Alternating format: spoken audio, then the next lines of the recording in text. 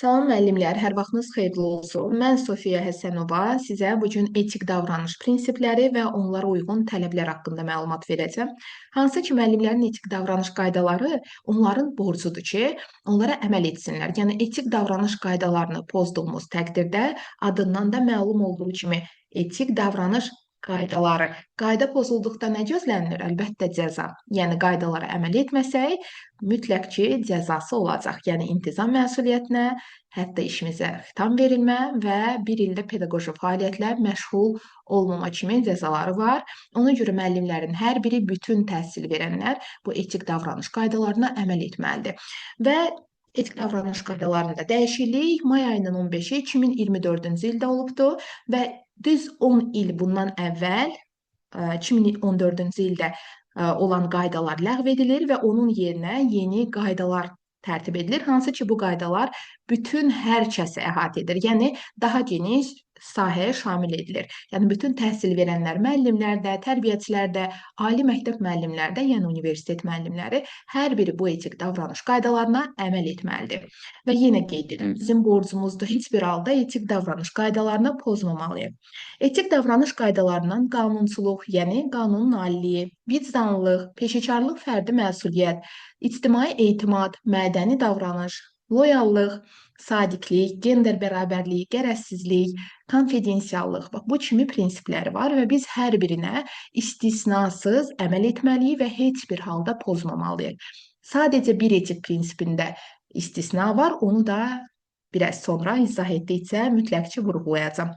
Baxın, qanunçuluq dedikdə, yəni qanunun aliliyi, müəllim vəzifə funksiyalarının icrası zamanı Azərbaycan Respublika Konstitusiyasının, Azərbaycan Respublikasının qanunlarının, habelə Azərbaycan Respublikasının tərəfdar çıxdığı beynəlxalq müqavilələrin tələblərinə, insan hüquqlarına və demokratik prinsiplərə əməl etməyə borcludur.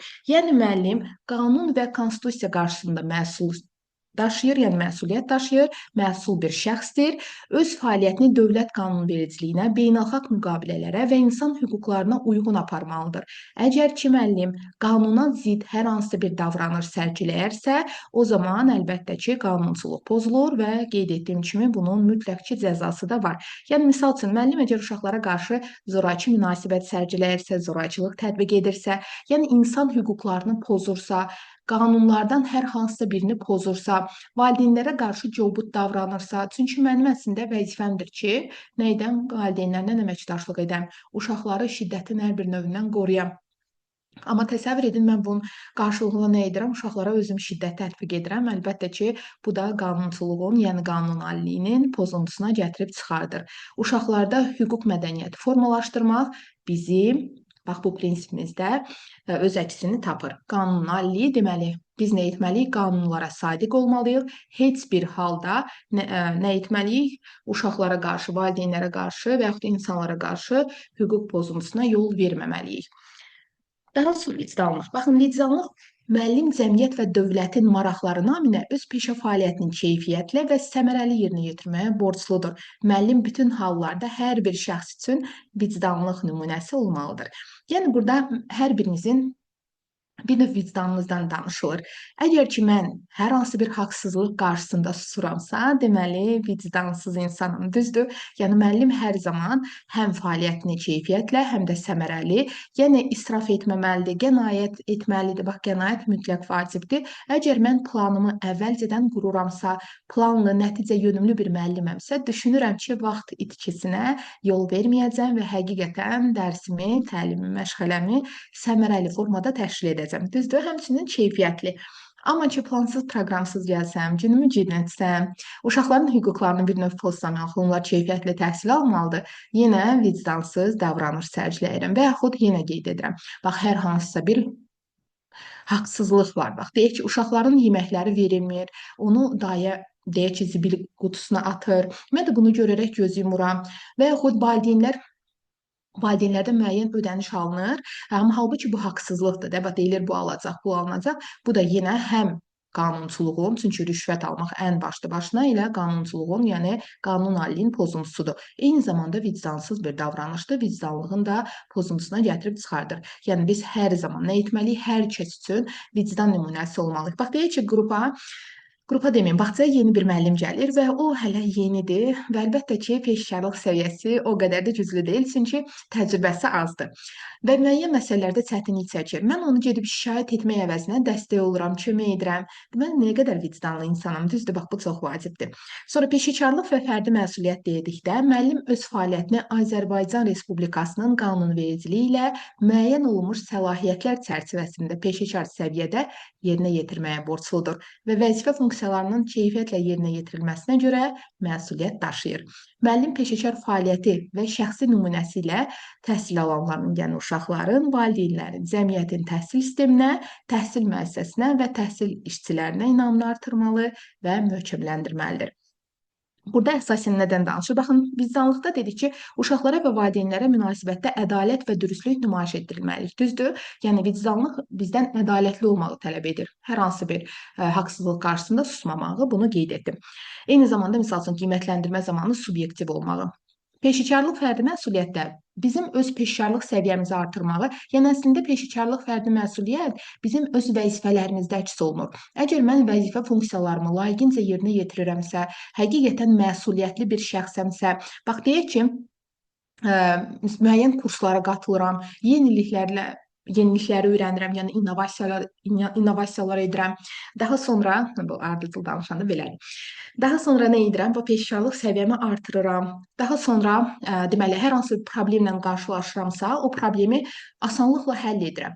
Deməli, mən həqiqətən peşəkarım. Bax, ola bilər ki, uşaqlar konflikt edir, amma mən bu məsələni necə idarə edəcəyimi bilmirəm, necə həll edəcəyimi bilmirəm və nə edirəm? Tez qaça-qaça gedirəm rəhbərin yanına kömək istəməyə. Deməli, peşəkar deyiləm. Hər hansısa bir problemli vəziyyət yaranır, mən onu həll etmək əvəzinə, yəni özüm həll edə bilmirəm də, peşəkar deyiləm. Başqasına üz tuturamsa, yenə peşəkarlıq, fərdi məsuliyyət pozulur. Mən çalışmalıyam ki, hər kəsin inamını qazanım. Yəni, həmin o müəssisəyə inamını artırım. Desinlər ki, həqiqətən bu müəllimə necə çalışqandır. Bax, deyək ki, adedi uşaqları qiymətləndirirəm, nailiyyətləri təhlil edirəm, valideynlə bölüşürəmsə, deməli, həqiqətən həm peşəkar, həm də məsuliyyətliyəm. Bir də var ki, heç maraqlanmıram. Uşaqlar necə inkişaf olunur, necə öyrənirlər, heç valideynə məlumat da vermirəm. Yenə də peşəkarlıq, fərdi məsuliyyət pozulacaq. Daha sonra bizim bilirsiniz ki, daxili intizam qaydalarına əməl etməliyik. Bax, adicə nəyi deyək? Əmək funksiyalarımıza da əlbəttə, yəni öz vəzifə funksiyalarımıza mütləq riayət etməliyik. Bax, təsəvvür edin ki, mən vaxtında işə gəlməliyim, amma gəlmirəm, gecikirəm dərsə hər dəfə, deməli məsuliyyətsiz bir insanım. Düzdür? Yəni mütəmadi olaraq özüm dərsə gecikirəm, mütəmadi olaraq dərsi gecikdirirəm, ləngidirəm və qarşı tərəfdən də nəyi gözləyirəm? İntizamlı olması. Yəni mən özüm intizamlı olmasam, uşaqdan bunu necə gözləyim? Ona görə bax çalışmalıyıq hər zaman yaxşı mənada rol model olaq. Sonra qərəzsizlik. Qərəzsizlik deyir, müəllim peşə vəzifəsini yerinə yetirərkən qərəzsiz olmalı, irqinə, millətinə, dilinə, cinsinə, sosial mənşəyinə, dinə münasibətində, əqidəsinə, eyni zamanda ictimai mənsubiyyətinə görə uşaqlara və təhsil prosesinin digər iştirakçılarına fərq qoymamalıdır. Müəllim özünün və ya maraqlı şəxslərin mənafelərinin vəzifəsinin icrası zamanı ona təsir etməsinə yol verməməli və buna şərait yaratmamalıdır. Müəllim öz peşə vəzifəsindən və səlahiyyətlərindən kənar məsələlərə müdaxilə etməməlidir. Müəllim peşə fəaliyyətini yerinə yetirərkən siyasi birtərəfliyə əməl etməyə borcludur. Yəni, burada nəyə diqqət yetirək? Gəlin, indi burada baxaq. Bax, qərəzsizlik bir növ bərabər imkanları yaratmaqdır hər kəs üçün. Əgər bərabərlik pozulursa, əlbəttə ki, qərəzli davranış da burada müşahidə olunmuş olur. Qəti surətdə biz bərabərliyi pozmamalıyıq. Bir növ tərəzi gözünüzün önünə gəlsin. Əgər tərəzinin bir tərəfi daha ağır çəkərsə, o zaman nə olacaq? Əlbəttə ki, qərəzsizlik prinsipi də pozulacaq. Burada heç nəyə görə fərq qoymuruq. Nə potensialına, nə sağlamlığına, nə irqinə, dininə, cinsinə, heç bir xüsusiyyət əlamətinə, heç bir belə deyim, keyfiyyətə nəyəsə görə fərq qoymuruq. Öz maraqlarımız, öz çıxarlarımız üçün nə edirik? Biz öz səlahiyyətlərimizdən istifadə etmirik. Hər hansı bir özümün xeyrimi güdürəm bir növ. Bunlar qətiyyən yol verilməzdir. Mən nə etməliyəm? Bax, qərəzsiz olmalıyam, bir tərəfli olmalıyam. Necə bir tərəfli deyim? Bir tərəfli deməyim. Hətta yəni obyektiv yanaşıram hər kəsə. Hər kəsə qayğını da, sevgini də bərabər paylamalıyam, diqqəti də bərabər paylamalıyam. Bax, aciz valideynlər deyək ki, yardım edir, əlbəttə qanun çərçivəsi daxilində müəssisəyə. Mən o valideynin övladına daha çox güzəştə getməli deyiləm, gərəzsizlik pozulur. Daha sonra qrupda zəif öyrənən uşaq var, mən onu arxa planda saxlayıramsa gərəzsizlik pozulur. Təhsildə, təlimdə nə edirəm? Fəal uşaqlarla məşğul oluram və yaxud sağlam uşaqlarla məşğul oluram. Sim uşaqları və passiv uşaqlar arxa planda qalır, gərəzsizlik pozulur və yaxud əksinə passivlərlə məşğul oluram ki, digərlərini çatdırım, aktiv uşaqların belə deyim, diqqətdə saxlamıram, yenə gərəzsizlik pozulur. Heç nəyə görə övladım da olsa qrupumda mən digər uşaqlarla onun arasında fərq qoymamalıyam. Hər kəsə qarşı nə olmalıyam? Ədalətli yenə, vicdanlığa getməyək. Burada əsas gərəzsizlikdən. Yəni hər kəsə qarşı dürüst olmalıyam, şəffaf olmalıdır hər bir şey. Valideyn ola bilər ki, kasıbdır. Mən onu digər valideynlərdən seçməməliyəm. Həmkarlarımdan biri çox imkanlı, biri çox kasıb ola bilər. Mənim gözümdə hər ikisi də eynidir. Əgər fərq qoyuramsa, nə pozulur? Gərəzsizlik pozulur. Yaxşı. Sonra, deməli, yəni qətiyyən baxın, istənilən tərəfindən də düşür burada. Bax, deyir, müəllim özünün və ya maraqlı şəxslərin mənafelərinin vəzifə funksiyasının icrası zamanı ona təsir etməsinə yol verməməlidir. Bax, bu cümlədə düşür. Daha sonra bu cümlədə düşür. Yəni, bu son cümlələr mütləq ki, düşür testlərdə. Amma situasiyanı sizə izah etdim. Yəni, gərəzsiz olmalıyam. Heç nəyə görə fərq qoymamalıyam. Ola bilər ki, valideyn mənə nəsə hədiyyə edir, onun övladına daha çox qayğı göstərim, olmaz. Bunlar mümkün deyil. Hansısa bir ailə ilə münasibətim yaxşı deyil, bunu övladına yansıdım, qəti surətdə yol verilməzdir. Yəni, hər zaman gərəzsiz olmalıyıq. Bu doğru olmaz. Və yaxud öz iş yoldaşlarımdan kimisə üstün tutun, başqasına əzim olmaz. Yəni, hər kəsə bərabər yanaşırıq. Yəni, gərəzsizlik də bizdən bunu tələb edir. Nəyi tələb etdi? Gərəzsiz hər bir uşağa eyni sevgi və diqqət göstərmək, qətiyyən favorit uşaq seçməmək. Yəni, mənim göz bəbəyim kimi bir uşağa yanaşım, başqalarını kənarda saxlayım, olmaz. Sonra, gender bərabərliyi müəllimlər, gərəzsizlik daha ümumi sahəni əhatə edir, ümumi bütün aspektləri əhatə edir, amma gender bərabərliyi sırf cinsdir. Yəni, ancaq cins vurğulansa, testdə gender bərabərliyini götürürsünüz, yox, ümumi başqa məsələlər vurğulansa, misal üçün, inklüzivlik pozulur görürsünüz, uşaq yönümlü yanaşma pozulur, yenə uşaq yönümlüdə yenə qeyd edirəm, gərəzli davranış varsa əlbəttə, gərəzsizliyi götürəcəksiniz.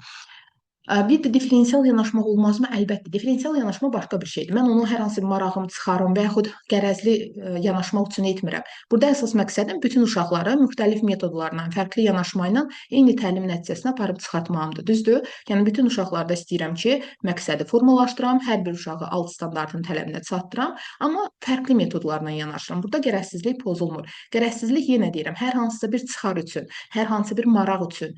Bax, belə bir addım atıramsa, o zaman gərəzsizlik. İndi gender bərabərliyində müəllim, deməli, təhsil və tərbiyə prosesində kişi və qadın cinsindən olan təhsil alanların bərabərliyi prinsipinin gözlənilməsinə davamlı olaraq əməl etməlidir. Yəni, mən stereotiplər yaradıramsa və yaxud stereotiplərə əməl edirəmsə, onu davam elətdirirəmsə, gender bərabərliyi pozulur. Hansı stereotiplər müəllimlər? Yəni, misal üçün, düşünürəm ki, elə əvvəllərdən hər kəsin ağlına qadın gələn kimi qadın uşaq böyüdən mətbəxdə yeri olan bir şəxsdir. Amma elə deyil. Bugünkü qadınlar, görürsünüz necə uğurludur, hər biriniz çox uğurlusunuz. Nə edirsiniz, işləyirsiniz, çalışırsınız, uğur əldə edirsiniz və bu mükəmməldir. Düzdür? Yəni, yeri gəlsə qadın da kişi işi görə bilər, yeri gəlsə kişi də qadın işi görə bilər. Və gender bərabərliyində sırf cins vurğulanırsa, misal üçün, sən qızsan, sən oğlansan, kişilər belə etməz, qadınlar belə etməz. Misal üçün, sən qızsan, sən bunu bacarmarsan, sən oğlansan, sən bunu etməməlisən, kişilər ağlamaz və yaxud sən narinsən, sən incəsən, belə gülməməlisən və s. kimi düşüncələr gender bərabərliyi pozur. Yəni, harda ki, testdə oxudunuz, gördünüz ki, müəllim gərəzli nə üzərindən yanaşır? Cins üzərindən. Baxın, gərəzsizlik daha ümumi aspektləri qeyd etdiyim kimi əhatə edir, amma gender bərabərliyi sırf cins. Bax, gender nədir? Cins. Gender, yəni cinsi fərq qoymamaq, hər kəsin bərabər olduğu, bərabər hüquqlu olduğu bir cəmiyyət qurmaqdan bəhs edir. Və biz nə etməliyik? Qətiyyən belə stereotiplərə davam etməməliyik ki, qadının yeri buradır, kişinin yeri buradır. Yenə qeyd edirəm, yeri gəlsə qadın da, kişi də ev işi də görə bilər, uşaq da böyüdə bilər, pul da qazana bilər, hər bir şey edə bilər. Düzdür? Bu gender bərabərliyi. Şimdi ictimai etimad müəllimlər. Deməli, müəllim peşə nüfuzunu möhkəmləndirməyə, müəllim adını, şərəf və layiqətini uca tutmağa borcludur. Uca tutmaq varsa, adını uca tutmaq, Deməli, ictimai etimaddır. Müəllim etik davranış qaydalarını pozduğu halda pozuntunu tez bir zamanda aradan qaldırmalı, ictimai etimadın bərpasına çalışmalıdır və eyni zamanda müəllim işlədiyi təhsil müəssisəsinin fəaliyyəti barədə kütləvi informasiya vasitələrinin nümayəndələrinin qanunla müəyyən edilmiş qaydada doğru məlumatlandırmasına kömək göstərməlidir. İctimai etimad deməli, yəni sizə sadə dildə izah edeyim. Qeyd etdiyim kimi loru dildə deyəcəm. Yalan danışmamaq. Çünki mən bunu hər zaman deyirəm bütün dərslərimdə. İnsana bir dəfə yalan danışarsan, artıq yavaş-yavaş güvəni sarsar. Yəni ictimai etimad cəmiyyətin güvəni deməkdir. Və mən nə edirəm? Bir dəfə yalan danışıram, qarşı tərəfin güvəni sarsır. İkinci ilə daha da sarsıdıram. Üçüncüdə artıq yox olur o güvən, düzdür? Biz də bunu qətiyyən istəmirik. Ona görə hər zaman davranışlarımıza, sözlərimizə diqqət yetirməliyik. Yalan danışdıqsa nə olur? İctimai etimad pozulur. Olmaz qətiyyən. Yalan danışmaq qəti surətdə olmaz. Bax, hadicə ola bilər ki, mən hər hansı bir məlumatı görürəm və onu doğru olub olmamağını yoxlamıram. Yəni elə birbaşa başlayıram yanımda, ətrafımda olan insanlara deməyə və sonra məlum olur ki, bu yalan məlumatdır. Bir dəfə belə, iki dəfə baxmayaraq ki, mən bunu qəsdli şəkildə etmirəm, amma yenə də artıq insanların güvəni mənə qarşı sarsır. Eyni zamanda ictimai etimadda hər hansısa bir etik prinsipi pozduğumuz təqdirdə ictimai etimad da pozulur. Bax, mədəniyyətsiz bir davranış sərgiləyirəm, ictimai etimad da pozulacaqmı? Əlbəttə. Məsəl üçün, peşəkarlıq nümayiş etdirmirəm, ictimai etimad da pozulur, əlbəttə. Amma burada daha çox cəmiyyətlə olan münasibətimizdən danışır. Yəni biz çalışmalıyıq ki, hər zaman müəllim adını uca tutaq, yalan danışmayaq, qəti surətdə. Öz səhvlərini etiraf edib düzəltməyi bacaraq. Bax, öz səhvlərimi anlayıram və onları düzəltməyi bacarıram. Düzgün ictimai davranış sərgiləyirəm. Məsələn, mediada etik danışıq, bunlar çox vacibdir. Və həmçinin ictimai etimadda bax, yenə qeyd edirəm, hər hansı bir etik prinsipini pozuramsa, tez onu bərpa etməliyəm. Bax, ola bilər ki, əsəbləşərəm, öz hisslərimi cilovlaya bilmərəm və impulsiv davranıram. Yəni emosional. Düzdür, qətiyyən bu hal baş verməməlidir, yenə deyirəm, qəti surətdə, amma ola bilər. Yəni istisna var. Olmamalıdır əslində, qəti surətdə olmamalıdır, amma həyatda hər şey ola bilər. Və anidən uşağa qarşı kobud davrandım. Bunu da başqası gördü. Mədəni davranışla yanaşı ictimai etimad da pozuldu. Mən nə etməliyəm? Artıq güvənləri sarsdı, düzdür? Mənə qarşı tez onu bərpa etməliyəm. Bax, bərpa etmədisə, elə bilin ki, bax, bu etik prinsipləri köklü şəkildə pozuldu. Olmaz. Yəni tez onu bərpa etməliyik. Bir də qətiyyən kütləvi informasiya nümayəndələrinə yalan danışmaq olmaz, doğru məlumat verməliyik. Bax, bu da oldu ictimai etimad. Yəni yalan danışmırıq. Sonra loyallıq dedikdə müəllimlər loyallığa gələk, loyallığı deyək. Loyallıqda deyək ki, müəllim onun peşə vəzifəsinə aid olmadığı hallarda işlədiyi və digər təhsil müəssisələrinin, dövlət orqanlarının, onların rəhbərlərinin fəaliyyəti ilə əlaqədar qanunsuz fəaliyyət istisna olmaq halı. Baxın, əgər dəlil sübutun var ki, qanunsuzluq var, bu hal istisna olmaq halı ilə əlbəttə tənqidi ictimai mülahizələrdən, çıxışlardan və onların fəaliyyətinə ictimai qiymət verilməsindən çəkinməlidir. Müəllim peşə fəaliyyəti zamanı müəllim adına və nüfuzuna, habelə təhsil müəssisəsinin işgüzar nüfuzuna xələl gətirə biləcək hərəkətlərə yol verməməlidir. Burada əsas açar söz xələl gətirə biləcək hərəkətlərdən qaçınmaq. Yaxşı, bax, belə yadınızda saxlayın. Yəni, müəllim nə etməlidir? Burada da daha çox şər, böhtan, pisləmə kimi. Əsas bunu yadınızda saxlayın. Kimisə şərləyirəm, kimisə pisləyirəmsə, kimisə misal üçün böhtan atıramsa, bax, bunların hər biri loyallığın pozuntusuna gətirib çıxardır.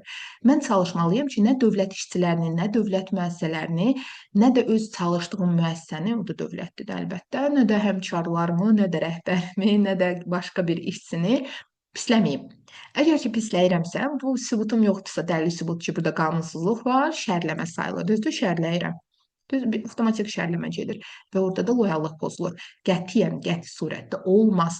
Çünki bilirsiniz, əgər mən müəssisədən, deyək ki, valideynə nə deyirəm? Deyirəm ki, bilirsiniz, mən övladınızın qayğısına o qədər çox qalıram, ona çox qayğı göstərirəm, uşağa qarşı həssasam, amma mənə əvəz edən tərbiyəçi ona qarşı yovut rəftar sərgiləyir. Yəni, uşaqlarla heç davranma bacarığı yoxdur, düzgün davranma. Nə pozulur burada? Loyallıq. Niyə? Çünki mən görürsünüz, bu addımımdan əslində tərbiyəçini pisləmək, yəni həmkarımı pisləmək məqsədi ilə əslində müəssisənin adına da xələl gətirirəm. Nəinki müəllimin. ümumi müəssisənin də. Çünki deyəndə deyəcəklər ki, bax bu nömrəli bağçanın müəllimləri uşaqlara qarşı cobud davranır. Düzdür? Bax ona görə çalışmalıyıq ki, heç kimi pisləməyək. Nə heç bir dövlət qurumlarını, müəssisələrini, nə işçilərini. Bax yenə qeyd edirəm, əgər desəm ki, mən nəyə lazımdır, hər hansı muzeylər boşuna vaxt itkisidir, uşaqlara ekskursiya aparmayaq və yaxud gedirəm deyirəm ki, başqa bağçanın müəllimləri çox savadsızdır, mən çox savadlıyam və yaxud rəhbərim belə edir, yəni yenə qeyd edirəm, qanunsuzluq varsa, əlinizdə dəlil sübut varsa, bu zaman loyallıq pozulmur. Amma ki, bu addımları atanda pozulur. Yaxşı olmaz qəti surətdə. Eyni zamanda nəyə diqqət yetirək? Sadiqliyə gələk. Sadiqlik də əslində loyallıqla bir növ bənzəyir. Yəni bunu necə ard edək? Sizə deyəcəm, bir saniyə yenə mesajlarım.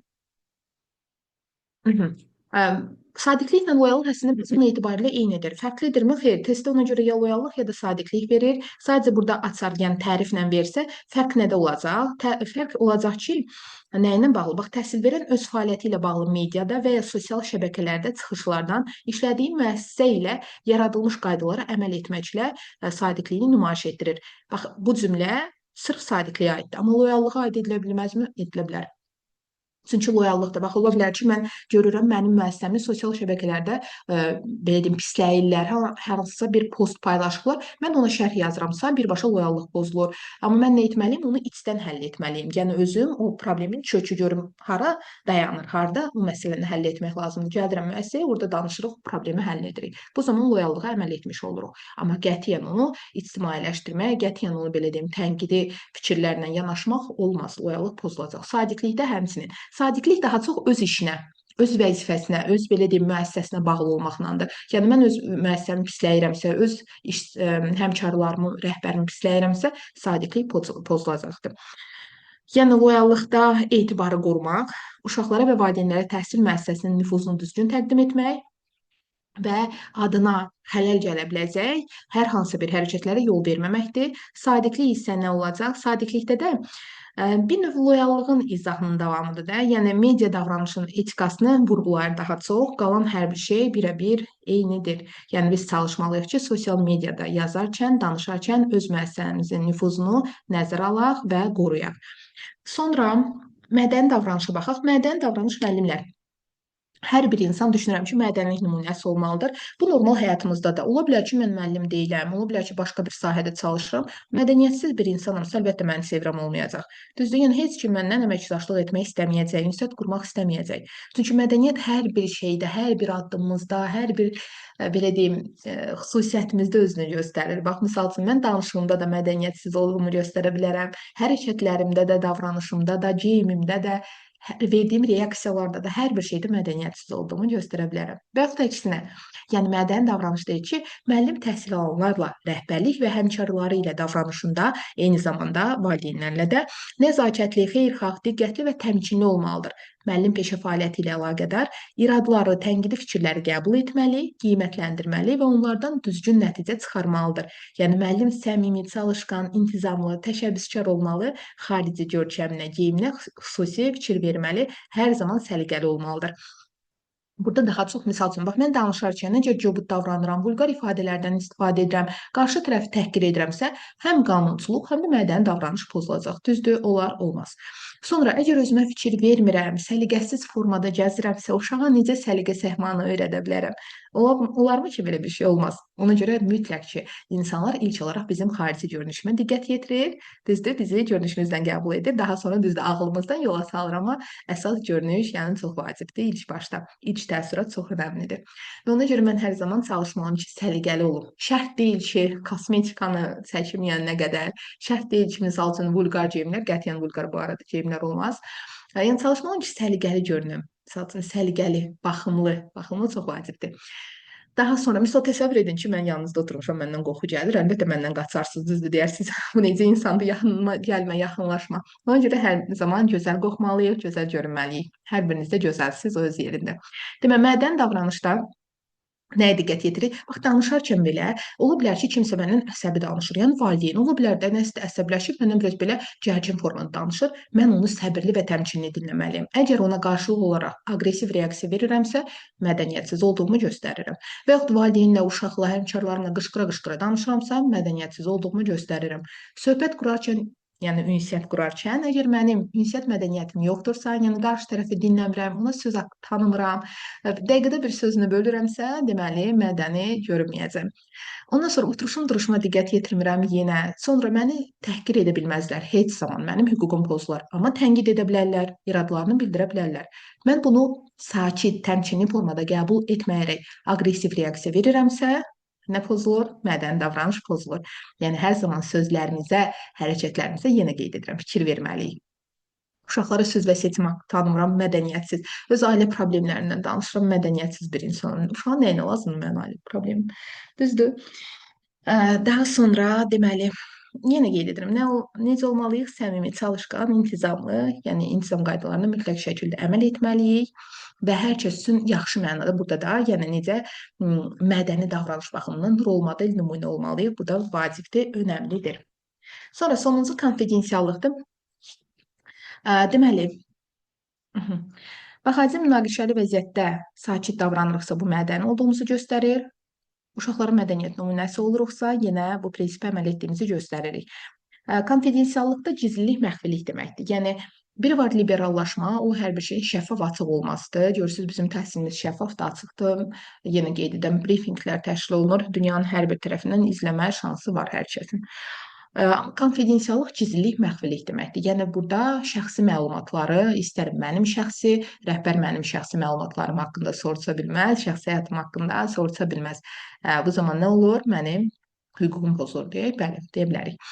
Və yaxud valideyn şəxsi həyatı haqqında mən məlumat bilirəm, onu yayıramsa, xəbərçilik edirəmsə, bu zaman pozulur. Həmkarımın şəxsi həyatı, rəhbərimin şəxsi həyatı, uşağın şəxsi məlumatlarını ictimaiyyətə açıqlayıram, başqalarına deyirəmsə, konfidensiallıq pozulur. İcazəsiz, xəlbətdən hər hansı bir addım atıramsa, konfidensiallıq pozulur. Amma ən başda qeyd etdiyim kimi, bircə dənə konfidensiallıqda istisna halı var. Baxın, yəni sadəcə bu konfidensiallığı qanunla nəzərdə tutulmuş hallar baş verərsə, yəni uşağın həyatı üçün və yaxud indi deyək ki, valideynimin, həmkarımın həyatı üçün təhlükəli bir vəziyyət varsa, o zaman mən gizliliyi pozaramsa, məlumatı, yəni rəhbərə bildirərəm, o lazımi quruma müraciət edərsə, bu zaman konfidensiallıq pozulmur. Amma qalan bütün hallarda yenə qeyd edirəm. Bax, portfolioda içində uşağın şəxsi məlumatları var. Onu iclasda açıqlayıramsa, konfidensiallıq pozulur. İcazəsiz uşağın, belə deyim, videosunu, şəklini sosial platformada paylaşıramsa, valideyndən icazə almadan konfidensiallıq pozulur. İcazəsiz hər hansı bir addım atıramsa, konfidensiallıq pozulur. Qəti surətdə olmaz gizliyim. Və yaxud valideyn məndən hər hansı bir problemini bölüşür, onu başqalarına deyirəm, konfidensiallıq pozulur. Valideyn iclasa gəlmir, mən onu digər valideynlərlə müzakirəyə çıxardıram, konfidensiallıq pozulur. Daha sonra həmkarlarım haqqında hər hansı bir məlumat eşidirəm, şəxsi həyatla bağlı əlbəttə, onu yenə müzakirəyə çıxardıram, konfidensiallıq pozulur. Olmaz. Yaxşı, hər zaman nə etməliyik? Məxfiliyi qorumalıyıq. Düzdür, yenə qeyd edirəm, həyati təhlükə yoxdursa. Bu da olur. Etik davranış qaydaları və prinsipləri. Eyni zamanda baxın, bütün münasibətlər var. Təhsil alanlarla münasibət, valideynlərlə, rəhbərlə, kollektiv və cəmiyyətlə. Əslində hər biri özündə etik prinsipləri ehtiva edir. Bax, hər biri. Gəlin bunlara baxaq. Bax, deyir ki, təhsil alanlarla münasibət, müəllim təhsil alanlarla münasibətdə qarşılıqlı hörmətə əsaslanan ünsiyyət tərzi seçməlidir. Yəni, bu sadəcə uşaqlarla deyil. Mən hər kəslə ünsiyyət qurarkən hörmət əsasında həm münasibət, həm də ünsiyyət qurmalıyam. Hörmət mütləqdir. Yəni, hörmətə əsaslanan münasibətimiz olmalıdır. İstər valideyn, istər həmkar, istər rəhbər, istər uşaq. Çünki hörmət olmadığı yerdə nə olmaz? Heç nə olmaz düşünürəm ki, ona görə çalışmalıyıq ki, hər zaman bir-birimizə hörmət edək. Bu həm də mədəni davranışın göstəricisidir. Sonra müəllim özünə və təhsil alanlara qarşı tələbkar olmalı. Bu tələbkarlıq əsaslı və müsbət xarakter daşımalıdır. Əlbəttə. Yəni baxın, bilirsiniz ki, uşaq yönümlülük məcburiyyəti qəbul etmir, qətiyyən qadağan edir, məcbur etmirik. Amma aşılayırıq, yönəldirik, istiqamət veririk, sövq edirik, cəlb edirik. Daha sonra, misal üçün, onda maraq yaradırıq ki, öyrənsin. Bax, öyrənməyə də motivasiya yaradıram. uşağı dəstəkləyərəm, inkişaf elətdirirəm. Yəni laqeyd, səhlənkar yanaşmıram. Demirəm, əşi öyrənmir də, onsuz da uşaqdır. Mən də onu məcbur etmirəm deyə yaxşı müəlliməm olmaz. Axı uşaq inkişaflı olmağı öyrənməyə gəlib. Sadəcə məcburiyyətlə deyil, şiddətlə deyil, mülayim tərzdə eyni zamanda özümüzə qarşı, yəni özümüzü inkişaf elətdiririk və başqa məsələlərdə də tələbkar oluruq ki, yəni məsuliyyətli olaq. Sonra müəllim təmkinli davranmalı, hər bir vəziyyətdə özünə əl almağı bacarmalıdır. Bəli, emosional impulsiv davranmaq olmaz. Hər zaman özümüzü idarə etməyi bacarmalıyıq. Emosional vəziyyətimizdə həmçinin, yəni səbirli və təmkinli davranış nədir? Yenə mədəni davranışın əlamətidir. Müəllim təhsil alanlarda müsbət keyfiyyətlərin formalaşmasına və inkişafına təkan verəcək müasir təlim texnologiyalarından və strategiyalarından istifadə etməlidir. Bəli, yəni bu da peşəkarlıq fərdi məsuliyyətə aid edək. Çünki yenilikçiyəm, axtarıram, araşdırıram və yenilikləri tətbiq edirəm, uşaqlara inkişaf elətdirirəm, keyfiyyətli təhsilini təmin edirəm. Bəli, müəllim hər bir təhsil alanının sağlamlığını və rifahını düşünərək onları zərərli vərdişlərdən çəkindirməlidir. Əlbəttə, yəni qətiyyən bax görürəm ki, uşaqda mənfi vərdiş var. Düzdür, onu aradan qaldırırıq. Qətiyyən buna göz yumaq olmaz. Eyni zamanda uzaqlaşdırırıq. Bunu necə uşaqlara izah edərək, bütün təhlükə haqqında, sonra sağlamlıq tədbirləri görərək, bu haqqda söhbətlər apararaq düşünürəm ki, bu mümkündür. Sonra müəllim təhsil alanların fəaliyyəti, nailiyyəti və kompetensiyalarının qiymətləndirilməsində obyektiv və gərəzsiz olmalı. Subyektiv odur ki, öz çıxarım marağım hər hansısa bir, belə deyim, nə deyək, marağım üçün addım atıram da hər hansısa bir mənim oradan güdəcək bir xeyrim var. Bu da olmaz. Gərəzli davranışdır. Gərəzsizlik etik prinsipini də pozarıq. Obyektiv olmalıyıq. Bütün uşaqlar eynidir, amma onların nailiyyəti əlbəttə fərqli ola bilər. Təhsil alanlarda özünə inam hissini möhkəmləndirməli, motivasiyanı yüksəltməlidir. Əgər ki, mən uşağın özünə inamını azaldıram, uşağa konstruktiv deyil də destruktiv rəy verirəmsə, bax, bu pozulur. Eyni zamanda gərəzsizlik etik prinsipi də pozulmuş olur.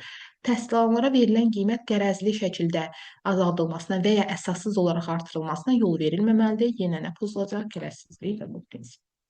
Müəllim təhsil alanlara qarşı xeyirxah və ədalətli olmalı. Onlara qarşı haqsızlığa yol verdikdə səhvini etiraf etməyi bacarmalı, onun nəticələrini aradan qaldırmağa çalışmalıdır. Bu da ictimai etimadla əlaqələndirə bilərik. Mümkün də olar. Vicdanlıqla olar, mədəni davranış əlbəttə olar. Amma ən son misal üçün ictimai eğitim güvənini qazanıranda yenidən güvəni misal üçün sarsılır, onu tez bərpa edirəm. Amma mədəni davranışda, yəni mədəniyyətli bir insanam, mədəni insanam, görürəm ki, burada nəsə səhv var, tez onu düzəldirəm. Müəllim hər zaman nitqinə fikir verməli, nitqində çobud, təhqir edici sözlər işlətməməlidir. Bəli, bu da mədəni davranışdır. Əgər çobud davransam, ələ salsam, vulqar ifadələr istifadə etsəm, yenə mədəni olmayacam. Müəllim təhsil alanlara qarşı fiziki zor işlətməməli, onların şərəf və layiqiyyətini alçadan hərəkətlərə yol verməməlidir. Yəni, əgər ki, mən bax, burada qanunaliliyi də pozulur. Eyni zamanda ən əsası qanunaliliyi, amma mədəni davranışda həmçinin. Çünki nə edirəm? Uşağın hüququnu pozuram. Hüququ nə idi? Şiddətin hər bir növündən qorunmaq. Sonra qanunvericilikdə müəyyən olunmuş hallar istisna olmaqla, müəllim təhsil alanlar tərəfindən ona verilən şəxsi məlumatların məxfiliyini qoruyur. Məxfilik varsa, konfidensiallıq var, bəli, gizliliyi təmin etməliyəm. Təhsil alanlara münasibətdə müəllim öz vəzifə səlahiyyətlərindən sui-istifadəyə yol verməməlidir. Yenə gərəzsizliyə diqqət yetirək. Yəni, sui-istifadə edirəmsə, çıxarım marağım üçün addım atıramsa, olmaz. Sonra misal üçün mənə hədiyyə verdilər, mənə belə etdilər, onu daha çox diqqət yetirim qətiyyən. Müəllim peşə fəaliyyətini yerinə yetirmək müqabilində təhsil alanlardan hər hansısa maddi və qeyri-maddi nemətlər tələb etməməlidir. Bəli, olmaz, rüşvət sayılır. Müəllim qanunvericiliklə müəyyən edilmiş qaydada təhsil alanlara göstərdiyi əlavə təhsil xidmətləri müqabilində hədiyyə və pul tələb etməməlidir. Bəli, qətiyyən uşaqlardan bunu tələb etmək olmaz. Əlavə işləyirəmsə, işə əlavə qalıramsa, əlbəttə o mənim maaşıma hesablanır, amma belə özüm tələb edə bilmərəm. Yəni uşaqlardan tələb etmirik daha doğrusu. Axı ödənişsiz müəssisə. Sonra kollektivlərcə deyim, dərsim var, çünki ora çatmalıyam. Baxın, müəllimlər, kollektivlə münasibətdə, yəni mən çalışmalıyam ki, hər zaman bir-birimizə hörmət edək. Bu vacibdir, əsasdır, təməldir. Bir-birimizə hörmət edək və eyni zamanda bir-birimizi rəqib kimi görməyək. Yəni, necə rəqib? Biz əməkdaşıq, biz həmkarıq, düzdür. Rəqib kimi görsəm, çalışacağam ki, ona badalaq verim. Yəni, mütləq ki, onun işinə bir maneçlik törədi, misal üçün onu o zaman subyektiv qiymətləndirəcəm. Axı həmkarımınla məsəl fikir ayrılığı varsa, onu hörmətə əsaslanaraq biri var danışaq, ortaq məxrəcə gələk, bir-birimizə kompromisə gedək. Bir də var ki, burada artıq ego danışacaq, deyəcəm yox, sən səhvsən, mən haqlıyam. Bu da olmaz. Hər hansı bir problem vəziyyət, yəni münaqişəli vəziyyət yaranarsa, onu söhbət edərək belə deyim, konstruktiv şəkildə həll etməyi bacarmalıyıq. Bəli, əlbəttə. Çünki danışaraq böyük insanlarıq. Hər bir problemi həll edə bilərik. Əsas problemi öyrənək. Və eyni zamanda misal üçün nə etməliyəm? Nə edə bilərik burada? Yəni edə bilərik, deyək ki, bax müəllimdən, bax həmkarlarımdan rəhbərə söz daşımaq doğru olmaz. Bax o zaman da həmkarımın xəbəri olacaq, yenə münasibətimiz korlanacaq əlbəttə və yaxud bax açıq məşğələyə qatılıram, ona mütləq ki, qərəzli iradalar bildirirəm, yenə nə olacaq? Münasibətimiz korlanacaq. Yəni belə məsələlərdə burada göndərəcəm, baxırsınız. Rəhbərliklə də münasibət müəllimə. Baxın, burada əsas məqsəd rəhbərliyin sizin əlbəttə vəzifə funksiyanız, yəni sizin işinizə aid olan, yəni sizin vəzifə funksiyalarınızda borcunuz, yəni onunla bağlı hər hansı bir təlimat verirsə, rəhbər onu mütləq ki, əməl etməyə borclusunuz. Yəni imtina etmək olmaz, o zaman yoxsa izahat yazacaqsınız. Düzdür? Sonra yenə şiddətli və sonra da töhmət, sonra da nə olur? İşinizə xitam verilir, olmaz, qətiyyən düzgün deyil. Sonra nə edirik görək? Yenə rəhbərliyə söz daşımaq doğru deyil, yəni işçi ilə, başqa bir işçi ilə rəhbərliyin arasını vurmaq olmaz. Sonra hörmət qurulmalıdır, yenə mütləq rəhbərlə də aramızda düzgün münasibət qurulmalıdır. Sonra rəhbərlik, bax burada daha çox rəhbərliyə aiddir, yəni müdirlərə. Rəhbərlik çalışmalıdır ki, işçinin əməyini həqiqi xidmətlər əsasında qiymətləndirsin, yəni qərəzsiz olsun, artıq işləyirəmsə mütləq onun qarşılığını almalıyam. Daha sonra rəhbərlik müəllimin öz şəxsi həyatı ilə bağlı heç bir məlumatı soruşmamalıdır. Bu da qanun pozuntusuna gətirib çıxardır. Sonra bir də ki, bax deyək ki, əgər ki mən müəlliməm və hər hansı bir nəyim var deyək ki, bax qanun pozuntusuna yol açmışam, amma rəhbərlik bunu ört-basdır edir. Yenə olmaz qəti surətdə. Yəni çalışmalıyıq ki, hər bir şey şəffaf olsun. Yəni əgər ki mənim işçim rəhbər olduğum halda hər hansı bir qanun pozuntusuna yol verirsə, mən onu ört-basdır etməli deyiləm. Olmaz. Çünki o pedaqoji işçidir, uşaqlarla çalışır və səhərsi günü bu daha çox böyük problemlərə yol açar. Qəti surətdə mümkün deyil, olmaz.